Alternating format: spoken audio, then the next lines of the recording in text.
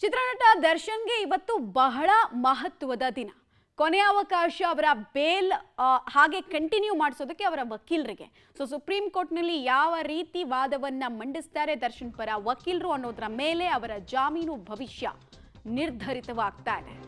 ಕಳೆದ ವರ್ಷ ಜೂನ್ 8ನೇ ತಾರೀಕು ಚಿತ್ರದುರ್ಗದ ರೇಣುಕಾಸ್ವಾಮಿ ದರ್ಶನ್ ಅಭಿಮಾನಿಯನ್ನೇ ದರ್ಶನ್ ಮತ್ತು ಪಟಾಲಂ ಸೇರಿಕೊಂಡು ಕೊಂದು ಮುಗಿಸಿದ್ರು ಅನ್ನೋ ಆರೋಪ ಇತ್ತಲ್ಲ. ಅದರಲ್ಲಿ ಹೈಕೋರ್ಟ್ 112 ದಿನ ಆದ್ಮೇಲೆ ಅವ್ರಿಗೆ ಜಾಮೀನು ಕೊಡ್ತು. ಆ ಜಾಮೀನನ್ನ ಪ್ರಶ್ನಿಸಿ ಸುಪ್ರೀಂ ಕೋರ್ಟ್ ಮೆಟ್ಟಿಲೇರಿದ್ರು ಪೊಲೀಸರು. ನ್ಯಾಯಮೂರ್ತಿ ಪಾರ್ದಿವಾಲ್ ಅವರ ನೇತೃತ್ವದ ದ್ವಿಸದಸ್ಯ ಪೀಠದಲ್ಲಿ ಇವತ್ತೇನಾಗುತ್ತೆ ಅನ್ನೋದು ಕುತೂಹಲ. ಇವತ್ತು ವಿಚಾರಣೆ ಬಳಿಕ ತೀರ್ಪನ್ನ ನೀಡುತ್ತೆ ಸುಪ್ರೀಂ ಕೋರ್ಟ್.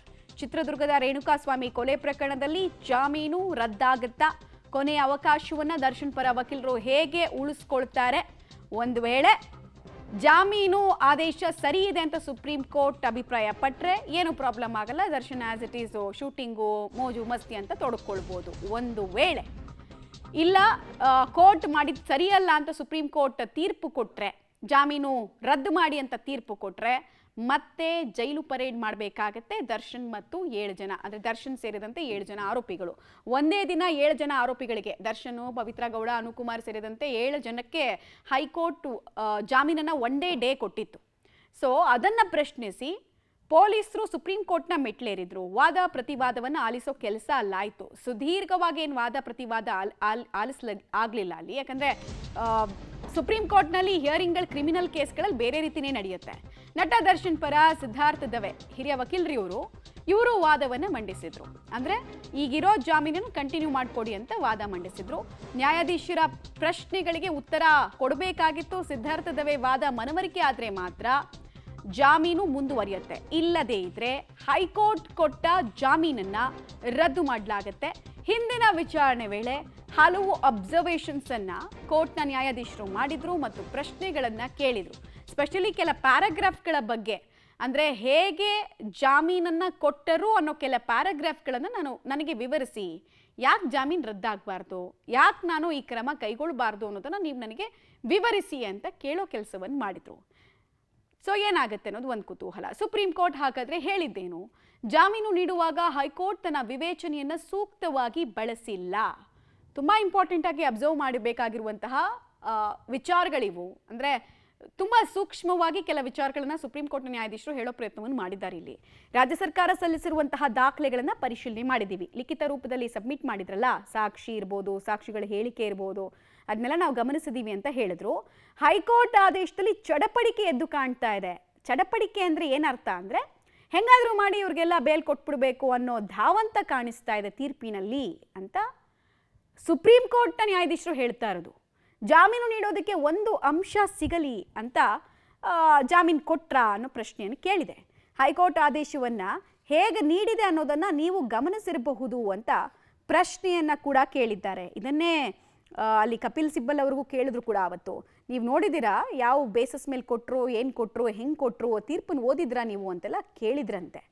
ಸುಪ್ರೀಂ ಕೋರ್ಟ್ ಒಳಗಿದ್ದವರು ಕೆಲವರು ಹೇಳ್ತಾ ಇದ್ದಿದ್ದು.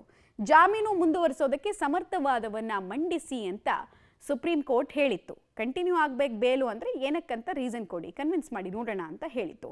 ಆರೋಪಿಗಳ ಬಂಧನದ ಬಳಿಕ ಮೆಮೊ ಆಫ್ ಗ್ರೌಂಡ್ಸ್ ಆಫ್ ಅರೆಸ್ಟನ್ನು ಒದಗಿಸಬೇಕು.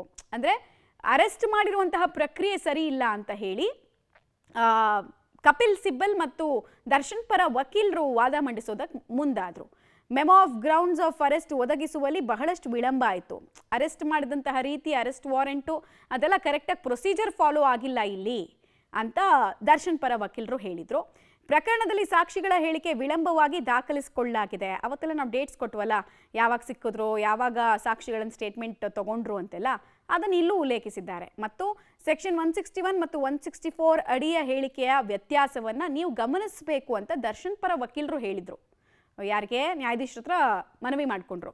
ತನಿಖಾಧಿಕಾರಿ ನ್ಯಾಯಾಧೀಶರ ಮುಂದೆ ದಾಖಲಿಸಿದ ಹೇಳಿಕೆಯಲ್ಲಿ ವ್ಯತ್ಯಾಸ ಕಂಡು ಬಂದಿದೆ, ಸಾಮ್ಯತೆಗಳಿಲ್ಲ, ನೋಡಿ ಇದೆಲ್ಲ ಚೇಂಜಸ್ ಇದೆ ಅಂತ ಹೇಳಿದ್ರಂತೆ. ಪ್ರಕರಣದ ಚಾರ್ಜ್ ಶೀಟ್ನಲ್ಲಿ 262 ಸಾಕ್ಷಿಗಳನ್ನು ಪ್ರಾಸಿಕ್ಯೂಷನ್ ತೋರಿಸಿದೆ, ಅಂದರೆ ಸರ್ಕಾರದ ಪರ ವಕೀಲರು ತೋರಿಸಿದ್ದಾರೆ ಅಂತ ಹೇಳಿದ್ದಾರೆ. 13 ಸಂಪುಟಗಳಲ್ಲಿ 13 ವಾಲ್ಯೂಮ್ನಲ್ಲಿ 587 ದಾಖಲೆಗಳನ್ನು ಕೊಡಲಾಗಿದೆ.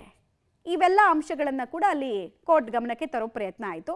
ಈಗಾಗಲೇ ಸಾಕಷ್ಟು ಸಮಯ ನ್ಯಾಯಾಂಗ ಬಂಧನದಲ್ಲಿದ್ದು ತನಿಖೆಗೆ ಸಹಕಾರ ಕೊಡಲಾಗಿದೆ. ನೀಟಾಗಿ ಕೋಆಪರೇಟ್ ಮಾಡಿದ್ದಾರೆ. ಅರೆಸ್ಟ್ ಟೈಮ್ನಲ್ಲೂ ಏನು ನಕರ ಮಾಡಲಿಲ್ಲ. ಮತ್ತು ಅಲ್ಲಿ ಬೇಲ್ ಕಂಡೀಷನ್ಸನ್ನು ಕೂಡ ಫಾಲೋ ಮಾಡಿದ್ದಾರೆ ಅನ್ನೋದು ದರ್ಶನ್ ಪರ ವಕೀಲರ ಮಾತು. ಈಗ ವಿಚಾರಣೆಗೆ ಸಹಕರಿಸ್ತಾ ಇದ್ದು ಜಾಮೀನು ರದ್ದು ಮಾಡುವ ಅಗತ್ಯ ಇಲ್ಲ ಅಂತ ದರ್ಶನ್ ಪರ ವಕೀಲರು ಇಂತಿಂಥ ಗ್ರೌಂಡ್ಸ್ ಮೇಲೆ ಜಾಮೀನು ಕಂಟಿನ್ಯೂ ಆಗಬೇಕು ಅನ್ನೋದನ್ನು ಮೆನ್ಷನ್ ಮಾಡಿದ್ದಾರೆ. ಇದಕ್ಕೆ ಕೋರ್ಟ್ ಕೂಡ ಕೆಲ ಪ್ರಶ್ನೆಗಳನ್ನು ಕೇಳಿದ್ದಾರೆ. ಇದು ಹೆಂಗಾಗತ್ತೆ, ಅದು ಹೆಂಗೆ ಬರುತ್ತೆ ಅಂತೆಲ್ಲ. ಸೊ ಇವತ್ತು ಫಸ್ಟ್ ಹಾಫ್ನಲ್ಲೇ ತೀರ್ಪು ಬರಬಹುದು. 12 ಗಂಟೆ ಒಳಗೆ ತೀರ್ಪು ಬರುವಂತಹ ನಿರೀಕ್ಷೆ ಇದೆ. ನೋಡೋಣ ಎಷ್ಟೊತ್ತಿಗೆ ಬರುತ್ತೆ ಅಂತ. ಮತ್ತು ಇವತ್ತು ತೀರ್ಪು ಬರೋಕ್ಕೂ ಮುಂಚೆ ಒಂದು 15 ನಿಮಿಷ ಓರಲ್ ಆಗಿ ಸಮಯ ಕೊಡ್ತಾರೆ. ಯಾರಿಗೆ? ದರ್ಶನ್ ಪರ ವಕೀಲರಿಗೆ. ಸ್ಟ್ರಾಂಗ್ ಪಾಯಿಂಟ್ಸ್ ಏನಿದೆ ಹೇಳಿಬಿಡಿ, ಮಿಕ್ಕಿದೆಲ್ಲ ಲಿಖಿತ ರೂಪದಲ್ಲಿ ಕೊಡಿ ಅಂತ. ಸೊ ಕನ್ವಿನ್ಸ್ ಆಗುತ್ತಾ ಕೋರ್ಟು? ನೋಡಬೇಕು. ಅದರ ಮೇಲೆ ದರ್ಶನ್ ಭವಿಷ್ಯ ನಿರ್ಧರಿತವಾಗುತ್ತೆ. ಇಲ್ಲಪ್ಪ ಒಂದು ವೇಳೆ ಇವತ್ತು ಜಾಮೀನು ರದ್ದು ಅಂತ ಇಟ್ಕೊಳ್ಳೋಣ, ಮತ್ತೆ ದರ್ಶನ್ ಹಾಗಾದರೆ ಡೈರೆಕ್ಟ್ ಜೈಲಿಗೆ ಹೋಗ್ತಾರೆ ಅಂತ ಕೇಳಿದ್ರೆ ಅಫ್ಕೋರ್ಸ್ ಹೋಗ್ತಾರೆ. ಫಸ್ಟ್ ವಿಚಾರಣಾ ದಿನ ಕೋರ್ಟ್ ಮುಂದೆ ಮತ್ತೆ ಹಾಜರಾಗ್ತಾರೆ. ಅಲ್ಲಿ ಸರೆಂಡರ್ ಆಗೋ ಪ್ರಕ್ರಿಯೆ ನಡೆಯುತ್ತೆ. ಹೀಗಾಗಿ ಇವರ ಭವಿಷ್ಯ ಇವತ್ತಿನ ಕೋರ್ಟ್ನ ತೀರ್ಪಿನ ಮುಂದೆ ಅಡಕವಾಗಿದೆ.